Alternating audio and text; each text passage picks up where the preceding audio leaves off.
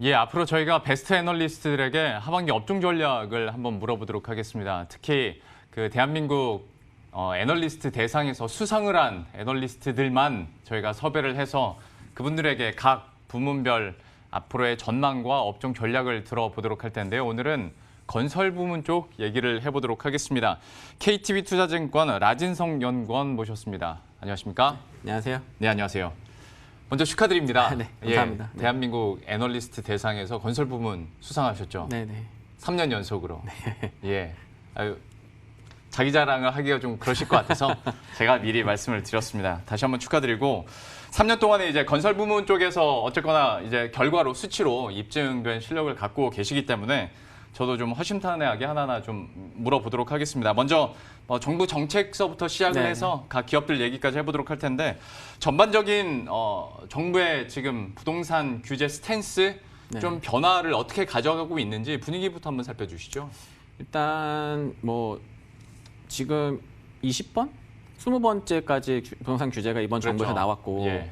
그 보면 이제 대부분 다 수요를 억제하는 규제가 대부분이었거든요. 네. 그래서 뭐 대표적인 대출 규제 이런 것들로 인해서 사실 어떤 포지션을 취하기 어렵게 만들어 놨어요. 예. 근데 이제 최근에 조금 바뀌는 그 모습은 과거에 이제 규제를 쭉 하면서 정부가 뭐라고 그랬냐면 우리는 이 수요 억제를 하는데 공급은 부족하지 않다라는 게 이제 정부의 지금까지 설명이었는데 예. 최근에는 이제 주택 공급 확대에 대한 얘기를 계속 하고 있어요. 그래서 그런 기조가 조금 바뀌었다라고 좀 보시면 될 것 같고 뭐 그래서 이제 사실 지금 뭐 정부가 계속 규제를 하면서 뭐 가격이 2015년부터 쭉 올랐던 가격이 최근에 좀 정체되긴 한데 예. 이게 이제 뭐 오르기도 하고 내리기도 하고 호가 움직임은 있지만 이 수요 억제 규제를 너무 강하게 해놔서 사실 거래량이 많이 줄어들었어요. 네. 그래서 거래량이 줄어든 상황에서는 사실 이게 추세를 말하기 조금 어려운 약간 지금은 관망장세다 이렇게 좀 보시면 될 것 같아요. 그러니까 어떤 공급 수준을 바라보는 정부의 스탠스는 약간 변화가 있는데 네.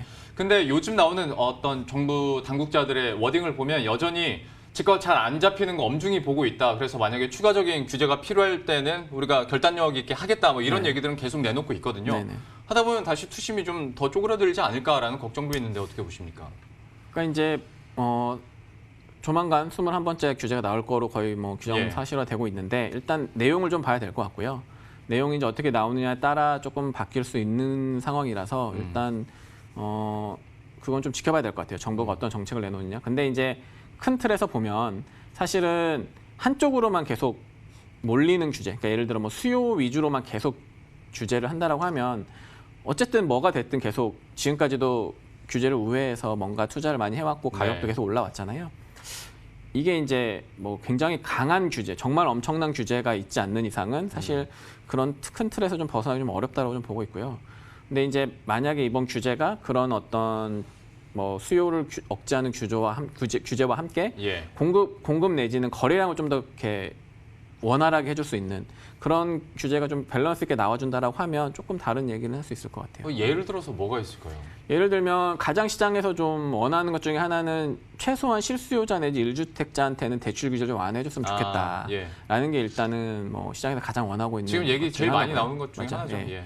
그리고 이제 분양가 상한제 관련된 얘기들도 좀 나오고 있고요. 그래서 다른 것보다는 일단 그 대출 규제 완화 이게 이제 거래량을 막는 가장 큰 규제 중에 하나거든요. 그래서 요게 이제 이번 정책에는 안 담길 것 같은데 어쨌든 좀 기대하고 있는 것 중에 하나죠. 정부가 이제 사실은 수요 억제만으로는 집값을 잡기가 좀 어렵다라는 게 어느 정도 지금 결과로 나오고 있는 거잖아요. 그래서 계속 또 규제 지역 계속 또 확장하고 뭐 대출 규제 계속 확대하고 이러는 게 뭐 어느 정도까지 영향을 줄 수 있을까? 이건 조금 하여튼 내용을 좀 봐야 될 것 같아요. 향후에 나오는 규제는. 그러니까 잡기만 한다고 지금 결과적으로 원하던 그 흐름으로 좀 안 가다 보니까 약간 좀 우회하는 정책들이 그리고 변화된 스탠스들이 나올 수 있을까? 이건 한번 봐야 될 것 같습니다. 다만 그 총선 끝나고 또 뭔가 되게 강한 규제책이 나올 거다라는 얘기들을 이전부터 되게 많이 했어서 이 부분은 조심해야 될 것 같은데 만약에 코로나19가 없었다면 항상 이렇게 약간 엄중하게 전망을 봤었을 텐데 코로나19가 터지면서 글쎄 반사이익이라고까지 하긴 좀 그렇습니다만 정부에서 계속 SOC 건설 투자 뭐 관련해서 돈을 집행하고 하다 보니 이쪽으로는 좀 모멘텀이 생길 수 있지 않을까. 그리고 그 3기 신도시도 있고. 네네. 어떻게 보세요? 그래서 이제 이번 문재인 정부의 가장 큰 기조는 뭐냐면 건설 투자를 통해서 경제 성장률을 만들어내지 않겠다. 애초에 이게 그랬었죠. 이제 예. 이번 정부의 가장 큰 정책적 기조인데 2018년도 12월부터 사실 그게 조금 스탠스가 바뀌었어요, 기조가. 그래서 건설 투자를 어느 정도 좀 하고 SOC 확대하고 예타 그러면서 이제 나왔던 게 예타 면제부터 예. 시작해가지고 계속 SOC를 좀 확대하겠다라는 그 시그널을 계속 줬지만 사실 생각보다 실제로 발주로 이어지지 못했죠. 근데 이제 이번에 코로나 이슈가 터짐으로 인해서 경제 성장률은 더 이제 낮아질 수밖에 없는 국면이다 보니까 예. 정부가 결국에는 이제 대선도 있고 경제 성장률을 끌어올려야 되겠다라는 그 생각을 할 수밖에 없는 구간이에요, 국면이에요. 그래서 그러기 위해서는 건설 투자를 확대한다는 게 불가피하고 사실 건설 투자 확대 없이는 경제 성장률을 높이기 굉장히 어렵거든요. 예. 그래서 건설 투자는 확대할 수밖에 없지 않겠느냐라는 게 지금 저희 건설 업종에서 좀 기대하고 있는 모멘텀 중에 하나긴 하죠. 예, 역시 뭐 전반적인 경제 성장률도 높여야 되고 지금 워낙 돈 투입 계획하고 있는 규모가 많다 보니까 그쵸. 예, 네. 이쪽으로도 뭐 모멘텀이 될 수 있지 않을까라는 생각을 해봅니다. 예, 관련해서는 뭐 뉴스가 계속 나올 테니까요. 한번 쫓아가 보도록 할 텐데 한때 주식시장에서 건설주를 투자하려면 최소한 모멘텀이 해외 수주라는 단어가 좀 있었어야 네. 됐거든요. 그러니까 국내에서 아무리 뭐 아파트를 많이 짓고 한다 하더라도 해외 중동발 수주 뭐 이게 주가를 띄우는 하나의 요건이었는데 지금 코로나19 때문에 해외 상황도 좋지가 않고 네. 특히 뭐 중동발이라고 하려면 국제 유가가 받쳐줘야 되는데 뭐 좀 급락세를 나타내기도 하고 변동성이 심해지다 보니까 좀 이걸 어떻게 판단해야 될까 이것도 좀 궁금해집니다. 그러니까 이제 말씀하셨던 것처럼 과거에 이제 한참 막 그 해외 수주가 폭발적으로 늘어날 때는 그게 굉장히 모멘텀이었는데 그랬죠. 그게 이제 결국에는 다 저가 수주로 이어지게 되고 뭐 돌발 변수들로 인한 손실 반영이 막 생기면서 최근에는 수주를 한다고 해서 주가가 막 과거처럼 모멘텀을 세게 받거나 그러진 않는 모습이에요. 네. 그러니까 이거 뭐 수주해도 뭐 잘 되겠어? 약간 이런 우려를 좀 가는 거죠. 근데 그럼에도 불구하고 이제 과거에 이제 삼성 엔지니어링이 수주가 거의 없다가 급 성장하면서 주가가 2배 간 것처럼 예. 어쨌든 건설 업종에서는 건설 업종이 수주 산업이고 그러다 보니까 이 수주가 굉장히 크게 늘어난다는 건 굉장히 중요한 포인트예요. 네. 그래서 일단 어쨌든 해외로만 한정해서 이제 우리가 얘기를 해보면 과거 한 2, 3년 굉장히 이제 수주를 못했고 근데 이제 수주를 못했다라는 게 뭐 발주가 그러면은 많이 줄었느냐 그렇다라기보다는 국내 건설사들이 과거에 그 손실을 보고 난 이후에 저가 수주를 좀 많이 안 들어갔어요. 네. 그러다 보니까 이제 입찰에서 떨어지는 경우가 좀 많았던 거죠. 예. 그러니까 이게 이제 긍정적으로 해석하면 과거처럼 그냥 저가 수주를 하진 않는구나 우리나라 건설사들이 네. 이제 이런 걸 좀 이해를 해볼 수 있을 것 같고 그럼 이게 언제 턴할 수 있을까라는 부분이 이제 중요한 부분인 건데 일단 코로나가 터지기 전까지 올해는 연초에 굉장히 좋았어요. 네. 수주 플로우 굉장히 좋았고 어쨌든 현 시점으로도 보면 작년 대비 꽤 많이 늘어났고 근데 작년이 워낙 안 좋았기 때문에 기저효과가 좀 있지만 그리고 이제 유가도 말씀하셨지만 그런 코로나와 유가가 그렇게 안 좋은 상황에도 불구하고 실질적으로 뭐 LNG라든지 이런 수주들은 나왔거든요. 네. 그러니까 일단 코로나가 좀 완화되고 유가도 어느 정도 좀 진정이 되고 있는 국면이라고 좀 보여지기 때문에 하반기하고 내년에는 좀 기대해 볼 만하지 않을까라고 좀 저희가 좀 보고 있고요. 그리고 이제 과거에는 모든 건설사들이 다 거의 예를 들어 어떤 대형 프로젝트가 나오면 다 달려들었거든요. 예. 근데 최근에는 이제 건설사들마다 바라보는 그 수주의 파이프라는 좀 다르고 집중도도 좀 달라진 것 같아요. 네. 그러니까 예를 들면 과거에는 모든 건설사들이 다 해외 수주에 올인하는 관점이었다면 최근에는 해외 수주보다는 다른 쪽의 비즈니스에 좀 더 치중하거나 아니면 해외 쪽을 하더라도 특정 공종에 치중하거나 이런 식으로 전략을 좀 달리 가져가고 있는 모습들은 좀 긍정적이다라고 예. 보고 있고요. 어쨌든 양도 중요하기 때문에 그 양 관점에서 보더라도 개별 건설사별로 좀 볼 필요가 있지만 과거보다 조금 좋아지는 모습을 올해 하반기에는 기대해 봐도 좋지 않을까 이렇게 좀 보고 있습니다. 건설 업종 전반적으로 좀 하반기 들어서 그래도 긍정적으로 볼 수 있지 않을까. 근데 설명해 주시다가 순간적으로 네. 또 궁금해진 점이 그 LNG 수주 네네. 조선업 얘기해 주셨잖아요. 그러면 플랜트 관련해서 건설주들에게도 얼마나 좀 수혜 갈 것으로 보십니까? 그러니까 이게 이 LNG 에커플랜트가 굉장히 특이한 공종이에요. 예. LNG 에커플랜트는 사실 이게 이제 원청이라고 부르는데 제가 이제 본 수주는 국내 건설사들이 아직까지 한 번도 못했죠. 네. 다 해외 유수의 그 얘네들은 이제 법적으로는 아니지만 나름 그 딱 자기들만의 그 독과점 형태가 되어 있어서 특정 해외 유수의 건설사가 아니면 수주를 못하는 네. 프로젝트였어요. 근데 그걸 이제 이번에 올해 대우건설이 처음으로 국내 건설사 중에 처음으로 원청으로 수주를 했고 지금 하반기에 기대하고 있는 것 중에 하나가 이제 카타르, 네. 노스필드 LNG 에카 플랜트가 굉장히 큰 규모예요. 그렇죠. 근데 이건 이제 분리 발주가 나올 걸로 기대가 되고 있어서 지금 원청으로는 현대건설이 들어가 있고 대우건설이 하청으로 지금 참여하고 있거든요. 그래서 하반기에는 이 카타르 LNG 에카 플랜트 발주에 대한 결과도 굉장히 중요하다. 좀 보시면 될 것 같고요.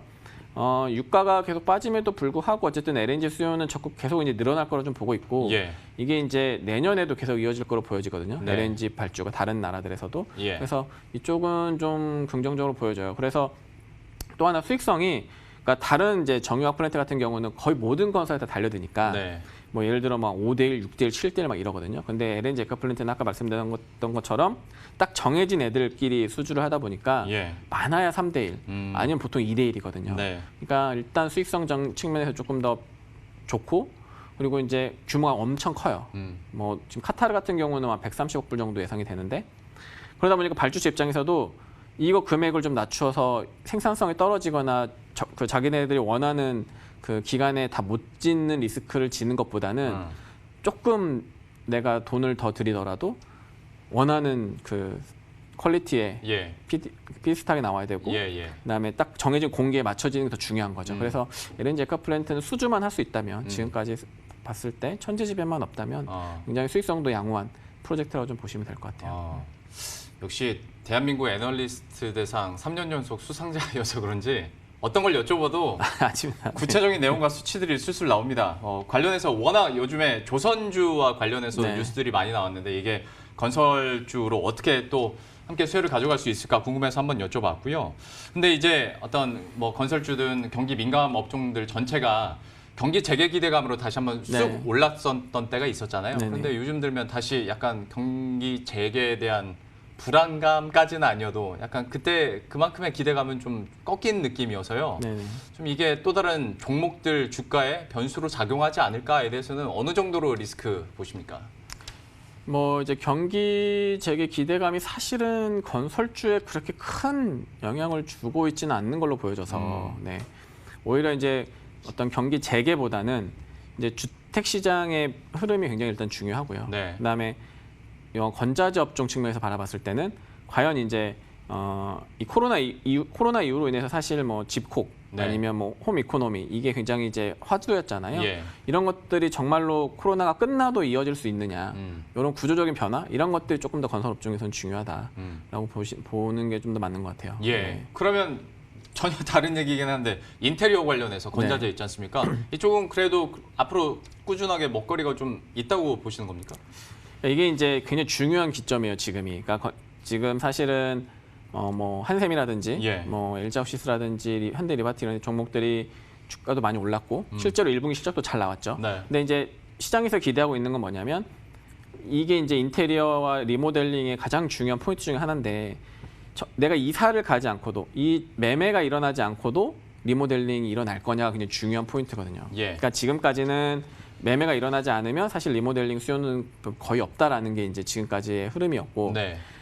근데 이제 이번 코로나 이슈로 인해서 시장에서 이제 뭐 기대하고 있는 거는 야 이제 우리가 공간에 대한 투자가 확실히 많이 늘어날 수 있을 것 같다.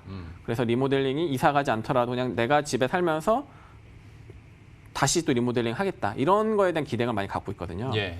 근데 이제 1분기 실적에는 사실은 그렇지 않아 실적을 잘 뜯어보면 사실 그렇진 않았거든요. 그냥 1분기 실적에서 보여진 거는 집에 좀 있다 보니까 그리고 이제 정부에서 돈 준다고 하니까 눈에 예. 보이는 뭐 의자, 뭐 책상, 침대 이런 것들, 그러니까 이례적인 아이템의 변경이 이제 대부분이었던 거죠. 온라인 거래가 늘어나면서 이건 사실은 이제 시장에서 멀티플 상향의 요인은 그게 큰 요인은 아니에요. 그렇겠죠. 예. 예.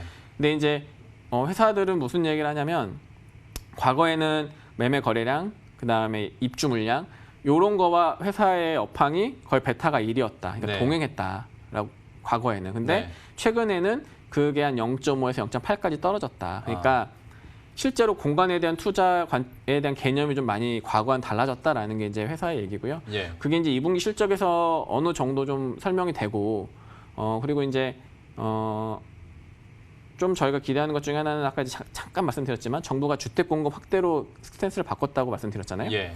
그러면 18, 19년이 이제 보통 그 주택 공급의 저점이에요. 최근 5년 내에 네. 뭐 20만 원 후반에서 30만 원 극초반이었거든요. 근데 그게 이제 올해 내년에 좀 트렌드하게 올라갈 수 있을 것 같다. 주택 공급의 3기 신도시도 있고 그게 좀 시장에서 컨센이 형성이 되고 그러면 입주 물량도 늘어나겠네.라고 이제 시장에서 좀 보겠죠. 거기다가 이제 마지막으로 하나 이제 매매 거래량까지 늘어날 수 있다라는 게 시장에서 어느 정도 합의가 되면 아마 건자재 업종은 14, 15년 사이클한 미드 사이클까지도 바라볼 수가 있어요. 근데 주택 공급이 올해 내년에 좀 늘어날 수 있을 것 같다라는 거는 어떤 정부의 의지도 좀 있고 네. 뭐 3기 신도시도 있고 하니까 우리가 한번 어느 정도까지는 서로 얘기가 가능한데 아직 매매 거래량이 다시 턴할 수 있을 거라는 부분에 대해서는 조금 확언하기 좀 어렵거든요. 예.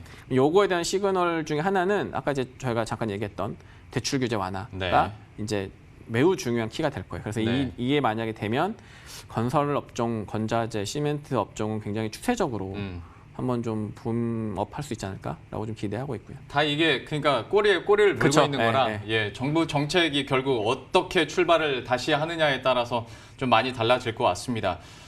그리고 그 대한민국 애널리스트 대상 건설 부문 3년 연속 수상자다 보니까 저보다 많은 정보를 알고 계실 것 같아서 좀 민감한 거 하나만 여쭤보자면 그 HDC 현대산업개발 있지 않습니까? 네네.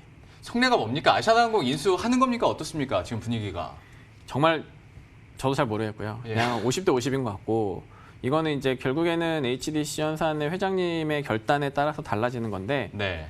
뭐 사실 이제 결과를 예측하기는 사실 너무 어려워요. 어렵고 그냥 저희가 투자 전략으로서 하나 활용해 볼 수 있는 건 어쨌든 현대산업개발이 이제 재협상하자.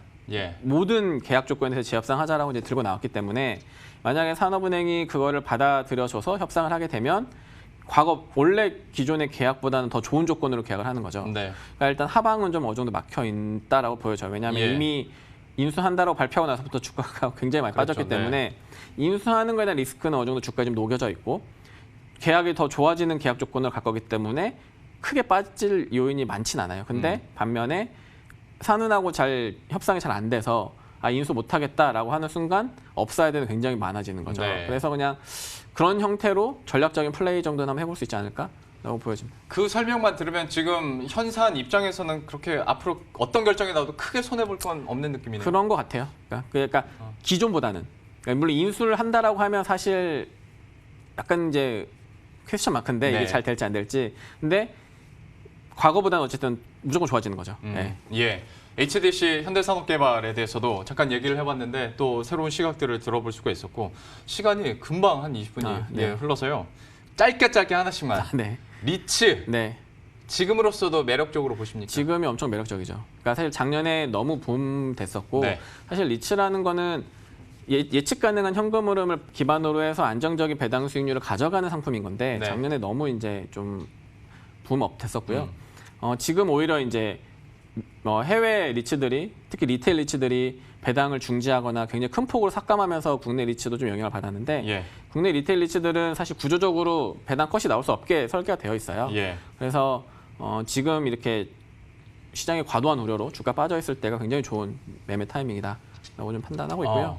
올해 하반기에 또 굉장히 많은 리츠들 상장이 예정이 돼 있거든요. 그러니까 지금까지는 뭐 오피스나 리테일 뭐 인프나 이렇게 그러니까 전통적인 자산들, 올드한 자산들이 상장이 됐다면 이제 상장될 애들은 뭐 물류센터, 해외 부동산, 뭐 아파트, 주유소 굉장히 좀 재밌는 기초자산들이 많이 올라올 거라서 하반기에는 좀 리츠에 대한 투자 심리 자체도 좀 개선되지 않을까 이렇게 좀 전망하고 있습니다. 지금이 어떤 접근 관련해서는 굉장히 매력적인 구간이다 얘기를 해주셨고 정말 시간이 없어서 건설업종 탑픽 소개해 주시면 관련 모멘텀은 저희가 기사 찾아보겠습니다. 좀 꼽아주시죠.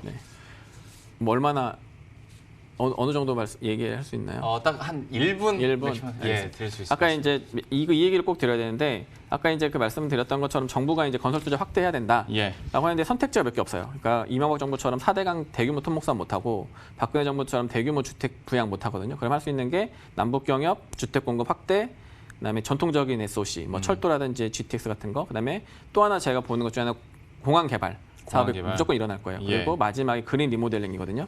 이런 것들이 결국에 어쨌든 정부가 건설투자 확대한다라는 시그널을 계속 주고 있기 때문에 이게 된다라고 하면 건설 업종은 굉장히 좋아 보여요. 그래서 주택 공급 확대 측면에서 저희 대형사 중에서는 GS 대우를 좀 좋게 보고 있고 얘네들은 주택 공급 확대 이외에도 개별적으로 좋은 이슈들을 갖고 있어요. 아까 LNG도 말씀드렸고 네. GS는 신사업 쪽에서 굉장히 트렌디하게 가고 있고 그다음에 이제 건자재 업종에서는 LG하우시스나 현대리바트, 그다음에 KCC 글라스 같은 애들 굉장히 괜찮아 보이고 그다음에 리츠를 굉장히 좋게 보고 있어요. 그래서 뭐 리츠 중에서는 현재 상장된 애들은 맥쿼리 인프라, 롯데리츠 좀 좋게 보고 있고요.